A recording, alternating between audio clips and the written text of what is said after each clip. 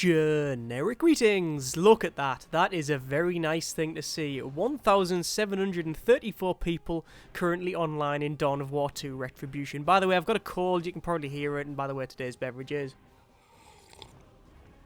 lemon sip because I'm trying to shift this thing. Either way, I have been a big fan of Dawn of War. The entire series, to be honest with you. Since it came out, I've been a big fan of it. But Dawn of War 2 Retribution, specifically The Last Stand, is something that I've played a lot of, and one of the reasons why there's so many people online and I've been playing it again is because of this guy. This is the Necron Overlord. It's a new character that's in the game, so it brings it up to 1, 2, 3, 4, 5, 6, 7, 8 characters in total. Obviously, these last two are actually DLC, so the Shazor Commander, which is the Tau Commander, and the Necron Overlord are DLC, although to be fair, I cannot really argue at all because the Overlord was being given away free for the first 5 days, so you know what, no harm, no foul. I would happily have paid money for it. Giving it away free is just total fan service, so well done. So, when this was announced, I was thinking, does this mean more Last Stand? Hopefully it does, but I'm guessing it means probably more Dawn of War in general, which is always a good thing. I can't imagine they're bringing out a brand new character for a game that not a lot of people play, that not a lot of people are going to buy the game just for this character, I wouldn't imagine. But either way, not going to argue because it's a new character and more reasons to play Dawn of War Last Stand. Let's just go to ready. I want to show some of the equipment that I've got here. Level 7, and that means I've only got a little bit of the equipment, but enough so I can start making different builds. So the Necrons are, I guess, they are the undead of the 40k world. A lot of people say, oh, well, they're pretty much just copies of Terminator, you know, like like Arnold Schwarzenegger Terminator type thing, which is sort of right. I guess they do look like that, and especially if you look at the original Necrons, the very original ones they did in, I guess, the mid-90s, then they do look a bit like that. But the new ones, I guess a little bit maybe. They've still got that sort of similarity, but the sort of, I think they are supposed to be they're just undead, aren't they, really? Actually, no, the Tomb Kings, which is another race in the Warhammer world, not 40k, it's Warhammer Fantasy. Anyway, this is something that I've been messing around with, and we've got some different weapons. So we've got the Staff of the Obelisk, which gives us armor piercing and area effect trait, as well as some health. But we've also got some melee weapons as well, like this thing here, which is a scythe, which is really, really cool. If you stop swinging it, I'll be able to show you it. Look at that. That looks really, really cool. A lot of detail gone into that. That's cool. And that gives us the Entropic Strike. Also gives us Armor Bane, Unshakable, Fearless, and some health regeneration. Armor Bane, I'm guessing ignores armor. Yeah, ignores 200 armor value for melee attacks. That's really, really cool. That's pretty much saying, you've got no armor, no chop. What's my armor, in fact? My armor is 160. What is the Space Marines, just out of interest? In fact, I'm not going to go back because it'll take time, but either way, I'm guessing it's going to ignore most armor. I prefer this one at the moment, which is the Staff of the Obelisk. So the staff is a range staff, 5.1 damage a second, but it's got armor piercing.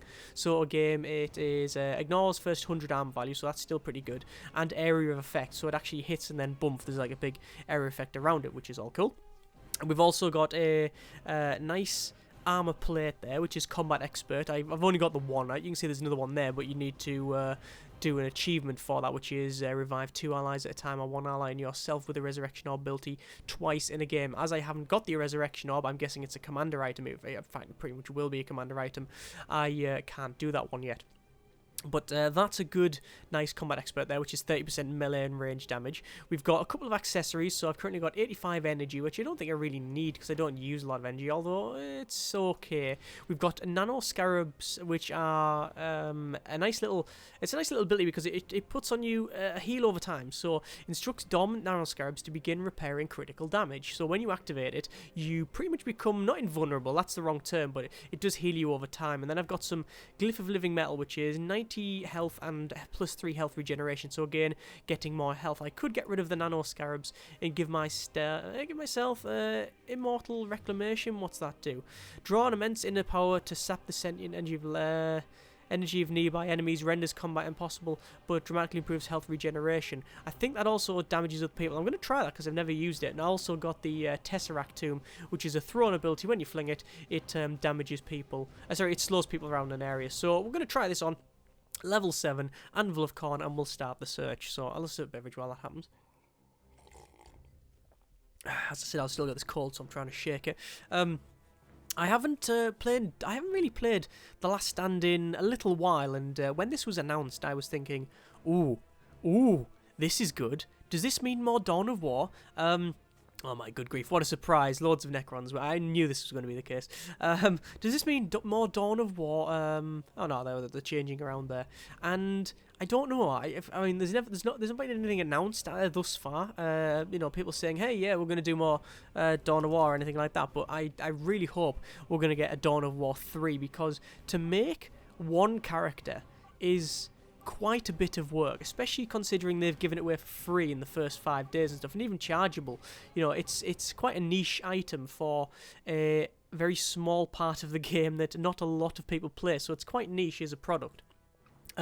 Considering you have to make the model, and then you have to skin it, and then you have to animate it, and then you have to give it I'll put it in the game with all abilities and equipment and animations for melee attacks and death and things like that, and just walking around and sound and you know, working how you're going to do the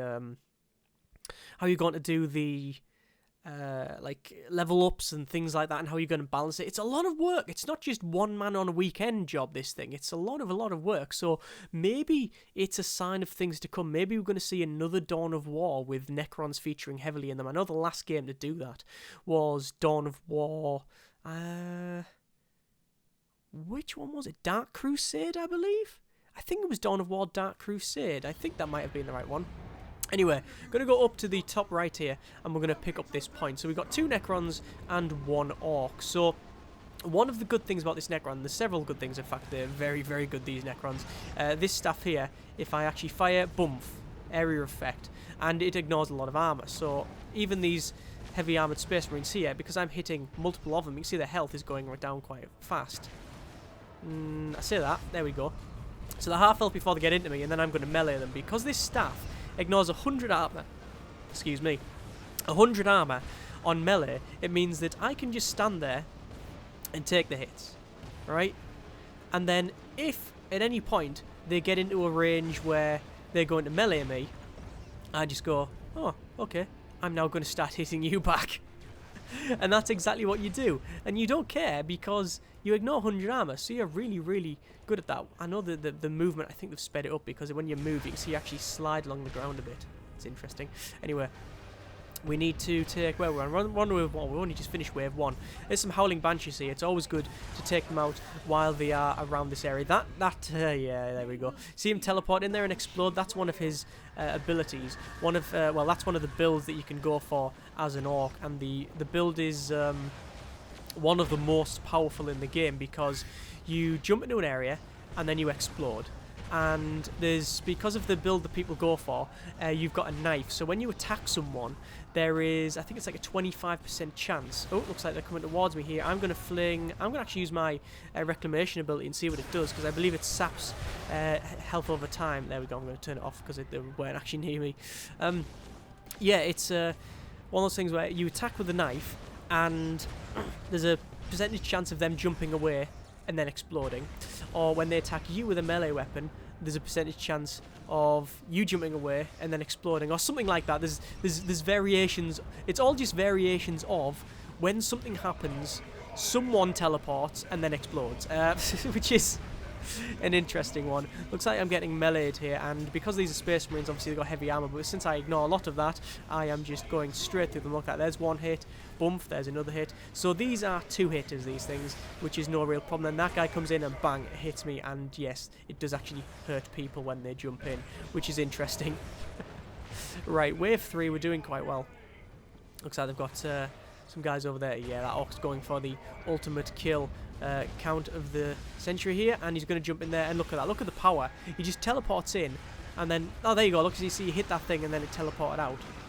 And I'm just going to stand here and shoot the lictor, and then it's in melee, and then boom, I can happily just whack it with a staff and take it out. Now it's trying to run away. Come on. Yeah, we've taken it out. This is good. And there's a lot of these little things in me. I'm going to use my sap life over time, see what it does. Oh, it doesn't half sap life over time. Look at that. That's really powerful. I think the Necron is very powerful. I mean, I've, you know, based on my limited experience of probably about 15 games, me and a friend were playing it, and there was obviously we did a pick up, me and a friend and then someone else.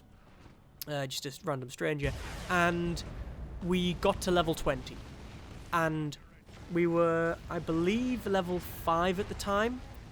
I was level 5, my friend was level 5, and the other person who was a pickup was level 4. So that is, it just shows you how, I'm not going to claim overpowered just yet, because as I said, I've got very limited experience in this. But to get to level 20 on this map, on the Blooded Colosseum, or is it the Anvil of Khorne? Anvil of Khorne, sorry. Is quite good. It is very, very good. In fact, I'm going to activate my Immortal Reclamation and just slowly sap everybody's health. It's so good actually that when you get hit, you actually get even when you get knocked back, it doesn't do anything to you. Look, you keep casting the ability. Although it doesn't do much against these heavily armoured guys. It does a lot against swarms, but not against them guys, which I can sort of understand because they've got a bit of armour and whatnot. Oh, I don't know what's going to be like against these Oigrons. Let's find out, shall we? So we'll activate that again. And here we go. So they're just beating on me, and no, it does slowly kill them, but it is a slow effect. But what I can do is happily just go over here. In fact, I don't even need to mess around with it too much. I really wish this guy would die. There we go. Now we're going to fire it. There we go. This is where the ranged stuff comes in, and we're absolutely blattering it. Look at that. Yep, they're going down quite well, aren't they? Oh, yes. Come on. There we go. So far, we've got 64 kills. Doing okay. Wave 6. I'm going to activate that ability again because it's so powerful, and also I'm losing health. And the main bonus for this thing is I gain health as they lose health. So it's sort of a sapping ability. And when I first saw it, I thought it was a bit like the ability from the Tyrannid, the Hivenid, because that has an ability, it's like a mesmer thing. I think, I'll tell you what, I can knock a mesmer out with a cold I've got at the moment. But it's like a mesmer thing where it flings like sort of mucus all down on the ground, and then anything that comes in contact with it takes a lot of damage. But when I first saw the Necron one, I thought, oh, it's just the same sort of thing, and I guess it is similar, but instead of it just damaging, it actually heals you as well, which is really cool. One of the things I'm not a big fan of at all is one of the abilities you have is pretty much a confuse ability. It's called like Mind Scarabs or something like that. Names to that effect. And it infects a target. It takes a little while. It's not an instant cast. It does take a while to cast it. I'm gonna cast this as well because I'm getting hit from several of them here. And slowly drain the health. There we are. And there's them little ones gone, and we'll turn that off. And then we'll keep attacking here. Ow, thank you very much for that. Yeah, so it's Mind Scarabs, and you put it on something, and then they become confused, and they will pretty much fight for you. And it's not unlike the Eldar's one, whereas the Eldar's one's confused, where it just makes it attack anything. In fact, I believe it can attack just the same target as what it was attacking before, which could be you. Could be wrong about that, but either way, it's confused and it can attack enemies. But you can still attack it, whereas the Necron one, when you use it on something, it actually takes control of them for a while, so you can't attack them. It does seem to be a little bit glitchy. Sometimes it hasn't worked, even though it's cast. But when it works, it's quite useful to see. But I don't like it because it doesn't really seem very Necron-y. Necrons are, robots. Actually, when you read the fluff, although I don't know if it's changed, all Necrons, or most of them, have like physical brains inside. They actually have they're not just full-on robots, like say not all of them anyway, but they actually have brains inside them, like an organic brain. It's just the body that's the body and everything else that's metal and stuff. It's like living metal. There is a name. Is it Catan metal or something like that? I don't know. There's some fluff to go with it where there was these like weird beings that eat stars, and then they said, yeah, can we have a body of metal because we want to fight people, and they went, yeah, no problem, there you go. And then the big space eating things then ate all the corpses of something else. It's a bit weird, and yeah, it's probably changed by now, but anyway, the whole like idea of them having like brains inside them is it seems a bit iffy as well. But the idea of these scarabs being able to affect living creatures, like, especially like when you're taking over Tyranids and stuff, is just a bit iffy. It would be good if you could use like a doppelganger type thing on it. So There's a doppelganger ability for the Chaos Sorcerer, which can clone anything, which is, you know, pretty cool. It's magic; it can do anything it wants. But the Scarab thing, you would think instead of just confusing any target, you should be able to either confuse or take over, like doing a doppelganger, with mechanical creatures, mechanical things. So, for example, that tank, you know, prime example, that tank, being able to take over that tank. Or being able to, I'm going to fling this slow down Tesseract Orb here and then run away because that is bad. Keep running away, please. There we go. Because they're firing lots of shotguns at me and I don't like shotguns. It's actually not the shotguns I'm afraid of. It's the massive grenades that they fling. They're actually, they're not really grenades. They're more like demo charges. So yeah, either way they do hurt and they do take you out. It looks like our Orc is down, which is not good. What I'll do, I will start firing over this side. There's one down. There's another one down. There you go. See them flinging them? There we go. Right. I'm going to leave that guy there because I don't want to really kill him. Oh, I don't want to kill him before the next wave spawns. But apparently that guy with a massive scythe does. I'm not going to argue with him because he's got a massive scythe and I haven't. So he sort of top trumps on that one, innit? Right. Fire over here. Looks like we've got a lot of orcs coming in, which is fine because I can take out a lot of orcs. And our friendly orc is going over there to try and resolve the issue as well. Looks like they're trying to capture the point on the top right. I'm going to go up and take that out. But yeah, as I said, the idea of them doing this just for this, and especially when it is, you can see it as one of two things. It's either complete fan service, because I can't imagine them making pretty much any amount of money off this, especially since they've give it away for free. For the first 5 days, which is, you know, I really cannot argue. I would happily give money for this, and I'm sure people will because, you know, they'll have missed the free time and things like that. But it was, you know, it was announced and all that sort of thing, and you know, they were saying, yeah, it's free, and anyone that really likes this game and plays this game has probably jumped in and got it straight away for free because why not? Why would you not? But you could just call it fan service, which is all good. I'm fine. I'll take that. I'll take more where I can get it. But is it just like a sign of things to come? Are we going to see a Dawn of War 3 with Necrons featuring heavily? I don't know. I really don't know. I mean, the last game that really featured Necrons heavily was... in fact, featured Necrons at all, I believe, was Dawn of War Dark Crusade, which was Tower Necrons. So, you know, that was good. Wave 10, we're doing quite well. We just need to take out all of these in the centre. Come on. Come on. Can we take them out? We'll get there eventually. There we go. Looks like we've got some warp spiders coming. And the problem with warp spiders is that they, well, the sort of problems in the clues in the name is that they jump around and warp. What I'm going to do is activate this ability, which is a Mortal of Acclamation, and then heal myself over time because I saw these guys here. These are the not only warp spiders are coming in and shooting me, but the Seer Council's in here as well, kicking the crap out of me. And Seer Council just hits like a truck. So if I just stand here and sort of take it like that by killing them all, there you go. And we're about done. Sweet! Excellent, we took them out. That was very powerful.